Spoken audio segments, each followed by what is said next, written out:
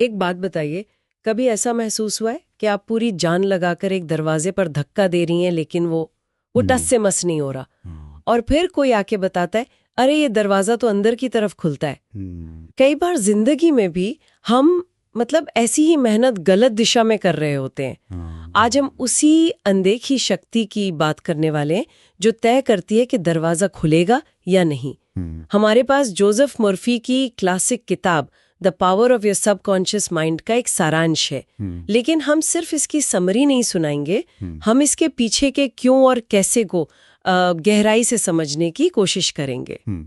और देखिए, किताब का जो दावा है वो कोई छोटा मोटा दावा नहीं है। वो ये कहती है कि हमारी जिंदगी को हमारा सचेत मन, मतलब जो सोचने समझने वाला मन है, वो नहीं चला रहा। हाँ, वो नहीं चला रहा, बल्कि हमारा अवचेतन मन चला रहा है। एक ऐसा ऑटो पायलट सिस्टम जिसकी प्रोग्रामिंग शायद बचपन में ही हो चुकी है। और आज हमारी कोशिश इसी ऑटो पायलट सिस्टम के, क्या कहते हैं, ऑपरेटिंग मैनुअल को समझने की है। ये एक ऐसा शक्तिशाली टूल है जो या तो आपको अपनी मंजिल तक ले जा सकता है या फिर आपको एक ही सर्कल में घुमाता रह सकता है। सब कुछ इसकी प्रोग्रामिंग पर निर्भर करता है। ये हमारा सबसे अच्छा दोस्त भी हो सकता है और सबसे बड़ा दुश्मन भी। और मजे की बात यह है कि उसे पता भी नहीं होता कि वो क्या कर रहा है। बिल्कुल। तो इस बातचीत में हम परत दर परत ये समझेंगे कि अवचेतन मन आखिर है क्या भला। ये हमारी सेहत, हमारे रिश्तों और हमारी सफलता को पर्दे के पीछे से कैसे कंट्रोल करता है। और सबसे बड़ा सवाल, क्या इस पुराने सॉफ्टवेयर को सच में अपडेट किया जा सकता है? चलिए इस सिस्टम को हैक करने की कोशिश करते हैं। तो सबसे पहले ये सचेत और अवचेतन मन का चक्कर क्या है, इसे आसान भाषा में कैसे समझें? हाँ, देखिए, मतलब इसे एक जहाज की तरह समझिए। सचेत मन यानी कॉन्शियस माइंड जहाज का कैप्टन है। वो ब्रिज पर खड़ा है, दूरबीन से देख रहा है, फैसले ले रहा है कि हमें बाएं जाना है, हमें उस बंदरगाह पर रुकना है। ये हमारा तार्किक सोचने वाला हिस्सा है। ठीक है, जो रोजमर्रा के फैसले लेता। हाँ, लेकिन जहाज को चला कौन रहा है? इंजन रूम में बैठी एक विशाल टीम जो कैप्टन के आदेशों पर बिना कोई सवाल किए काम कर रही है। वो टीम है हमारा अवचेतन मन। उसे ये नहीं पता कि हम कहाँ जा रहे हैं, क्यों जा रहे हैं, या रास्ता सही है या गलत। कैप्टन ने जो आदेश दिया वो उसे पूरा कर देगी। यह हमारी भावनाओं, आदतों, यादों और गहरे विश्वासों का घर है। मतलब हमारा जो सोचने वाला दिमाग है वो असल में इंचार्ज नहीं है, वो सिर्फ ऑर्डर दे रहा है, असली काम तो कोई और ही कर रहा है। ठीक, यही बात है। और यहीं पर सारा खेल छिपा है। अवचेतन मन की सबसे बड़ी खासियत और सबसे बड़ी कमजोरी एक ही है, ये तर्क नहीं करता। ये सही, गलत, मजाक, सच का फर्क नहीं जानता। आप जो भी बात पूरे विश्वास और भावना के साथ बार बार दोहराएंगे, वो उसे एक आदेश की तरह मानकर सच करने में जुट जाएगा। इसका कोई ठोस उदाहरण है? बहुत साफ उदाहरण है। अगर कोई इंसान बार बार सोचता है, मैं कभी पब्लिक में बोल नहीं सकता, मेरे हाथ पैर कांपने लगते हैं, तो उसका सचेत मन शायद ये बात सिर्फ डर की वजह से सोच रहा हो। लेकिन अवचेतन मन इसे कमांड की तरह लेता है। पब्लिक में बोलना है, ठीक है, हाथ पैर कंपकाने का इंतजाम करो, दिल की धड़कन तेज करो, गला सुखा दो, और वो ठीक वैसा ही करता है।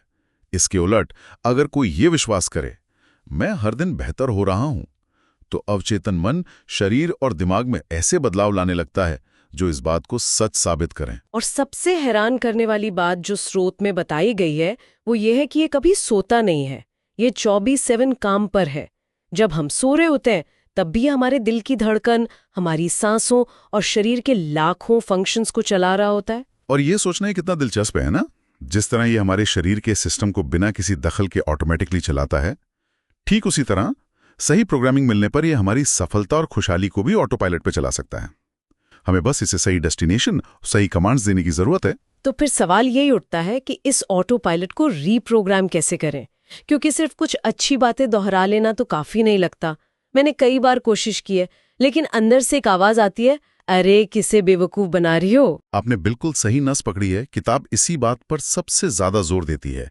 अवचेतन मन जोर जबरदस्ती या इच्छा शक्ति से नहीं बदलता। आप सुबह उठकर कहे, मैं आज गुस्सा नहीं करूंगा, और जैसे ही कोई गलत पार्किंग करता है, सारा कंट्रोल खत्म। ऐसा इसलिए क्योंकि इच्छा शक्ति सचेत मन का टूल है, अवचेतन मन का नहीं। तो फिर अवचेतन मन की भाषा क्या है? उसकी भाषा है विश्वास और भावना, फेथ एंड फीलिंग। अगर आप कोई सकारात्मक बात दोहरा रहे हैं, लेकिन मन में शक है और कोई भावना नहीं है, तो अवचेतन मन उस शक को पकड़ता है, शब्दों को नहीं। स्रोत साफ कहता है, कमजोर विश्वास का नतीजा कमजोर होता है। यह सिर्फ तोते की तरह रटने का खेल नहीं है। यहीं पर ऑटो सुझाव यानी ऑटो सजेशन की तकनीक आती है ना? हाँ, लेकिन सही तरीके से। ऑटो सुझाव का मतलब है एक ऐसे विचार को चुनना जो आप हकीकत में बदलना चाहते हैं और उसे बार बार दोहराना, लेकिन उसे महसूस करते हुए।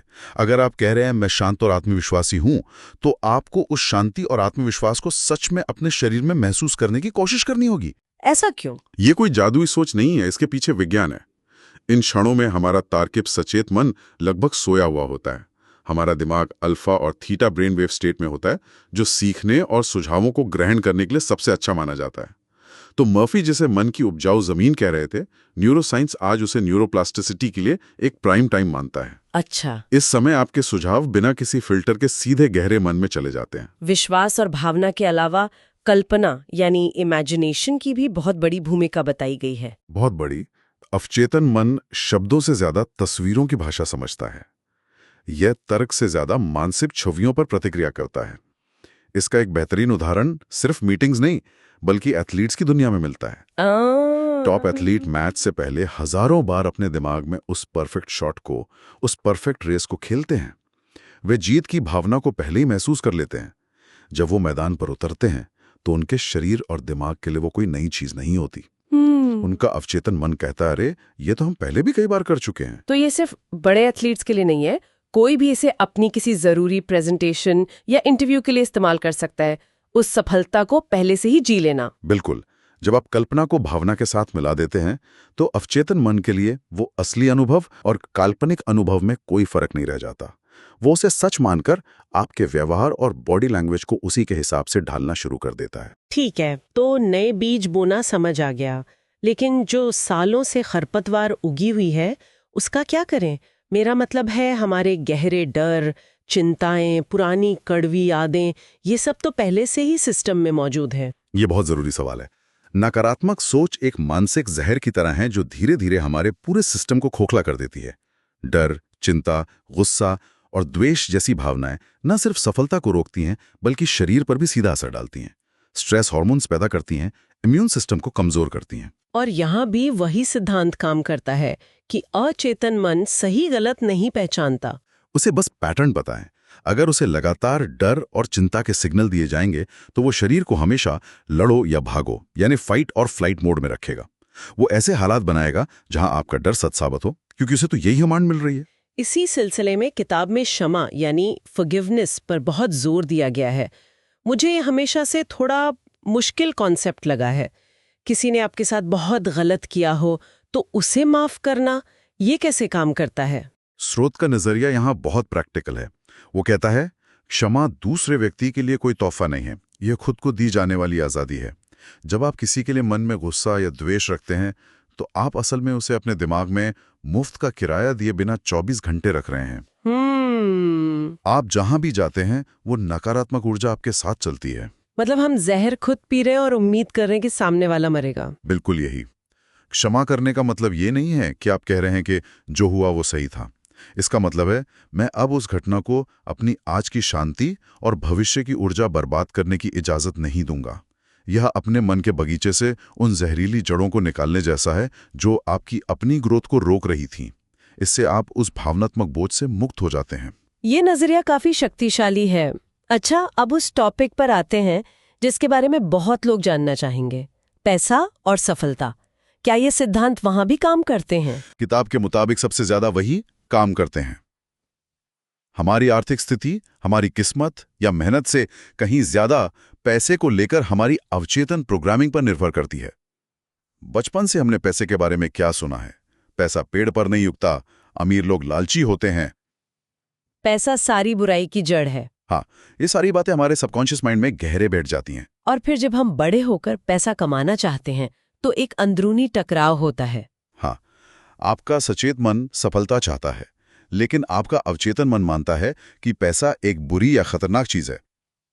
तो वह अनजाने में ही आपको ऐसे फैसले लेने पर मजबूर करेगा जो आपको पैसे से दूर रखें। आप अच्छी अपॉर्चुनिटीज गवा देंगे, पैसे को मैनेज नहीं कर पाएंगे, या पैसा आते ही उसे खर्च करने का कोई बहाना ढूंढ लेंगे। लेकिन क्या ये सिर्फ ख्याली पुलाव पकाने जैसा नहीं है?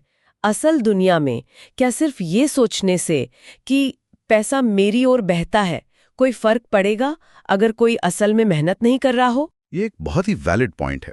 किताब कहीं भी ये नहीं कहती कि आप काम करना छोड़ दें और बस सोचते रहें। ये एक्शन को माइंडसेट से बदलने की बात नहीं करती, बल्कि एक्शन को सही माइंडसेट के साथ जोड़ने की बात करती हैं। सोचिए, दो लोग बराबर मेहनत कर रहे हैं। एक का माइंडसेट है पैसा कमाना बहुत मुश्किल है, हमेशा कमी रहती है। दूसरे का माइंडसेट है अवसर हर जगह हैं और मैं उन्हें इस्तेमाल करने के काबिल हूं।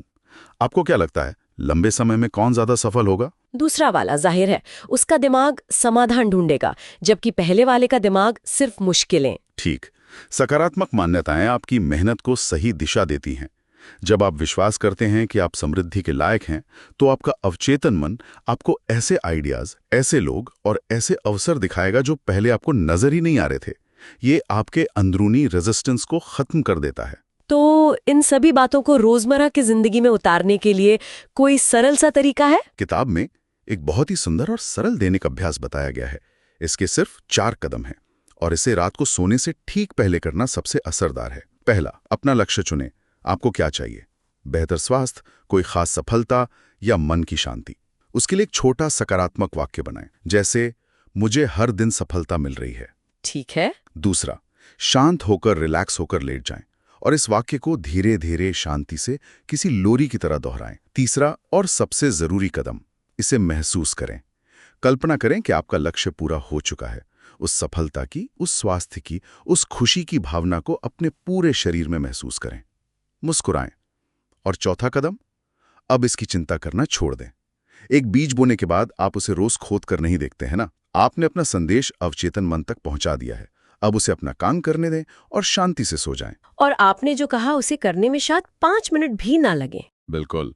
और यहां एक बात गांठ बांधने वाली है, निरंतरता यानी कंसिस्टेंसी, तीव्रता यानी इंटेंसिटी से ज्यादा शक्तिशाली है। ये रोज 15 मिनट जिम जाने जैसा है, बजाय महीने में एक बार 5 घंटे वर्कआउट करने के। एक दिन जोश में आकर 100 बार कुछ दोहराना उतना असरदार नहीं है जितना हर रात शांति से 5 बार पूरे विश्वास के साथ दोहराना। ये एक धीमी और स्थिर प्रक्रिया है जिसके नतीजे गहरे और स्थायी होते हैं। तो अगर हम इस पूरी चर्चा का सार निकालें तो निचोड़ यही है कि हमारा बाहरी जीवन हमारे अंदरूनी विचारों का ही एक आईना है। हम जो भी अपने मन के बगीचे में बोते हैं, देर सवेर उसकी फसल हमें बाहर की दुनिया में काटनी ही पड़ती है। और मुख्य टेकअवेज यही हैं कि विश्वास, दोहराव और भावना, ये तीनों मिलकर बदलाव का एक शक्तिशाली कॉकटेल बनाते हैं। और सबसे अच्छी बात यह है कि इस मानसिक रीप्रोग्रामिंग को शुरू करने की कोई उम्र या कोई सही समय नहीं होता। ये एक ऐसा औजार है जो हर किसी के पास पहले से मौजूद है, बस उसे इस्तेमाल करने का मैनुअल समझने की देर है। आज की इस बातचीत के बाद ये सोचने पर मजबूर करता है, अगर ये सच है कि हमारा अवचेतन मन हमारे शरीर की हर कोशिका और हमारे हर अनुभव को हर पल सुन रहा है, तो हम आज उसे कौन सी कहानी सुनाना चुनेंगे?